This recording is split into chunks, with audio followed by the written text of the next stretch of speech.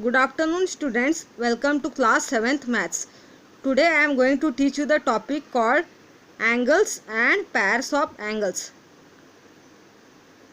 What is angle?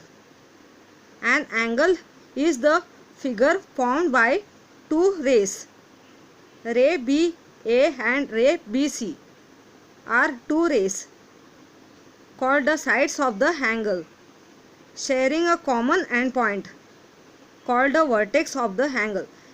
Of these two rays, vertex B is the common vertex and this is the common endpoint.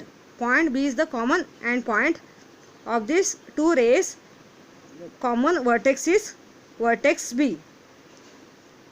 Ray BA and ray BC are the arms of the angle. You know what is ray? As you studied in standard 6, ray is a part of a line. It starts at one point and goes forward continuously in the same direction. When you name the ray, you have to start from point onwards and to the arrow mark onwards. From point onwards to the arrow mark. Okay? That is ray BA and ray BC. You can see this point here clearly. Once again I am repeating. When you name the ray, you have to start naming from point to the arrow mark. Got it? Now look at this figure and you have to write the answer. On textbook page number 24. Write the name of the angle shown alongside.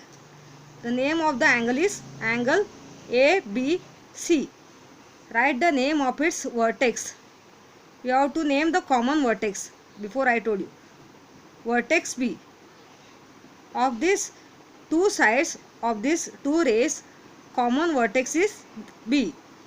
So that is why answer is vertex B. Write the name of its arms.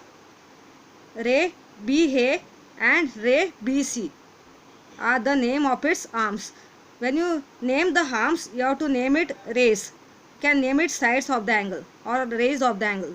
Ray BA or ray BC. If you are writing side, segment BA and segment BC, then also your answer is correct. No problem.